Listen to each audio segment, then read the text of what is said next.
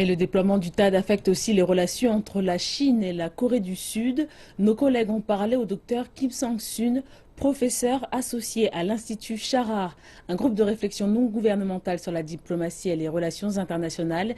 Il a partagé avec nous son opinion sur la manière d'améliorer ces relations.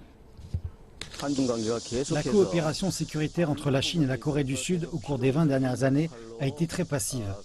Cela peut aisément mener à des frictions entre les deux et nous pouvons saisir cette opportunité pour recommencer un dialogue sur la sécurité à des niveaux stratégiques et rendre la relation plus mature.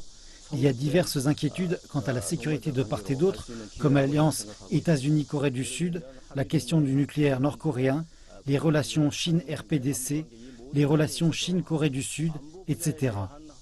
La Corée du Sud devrait faire connaître à la Chine ses inquiétudes et la Chine devrait faire de même pour la question du déploiement du THAAD. Les deux côtés devraient être honnêtes l'un envers l'autre et, plus important, améliorer la compréhension.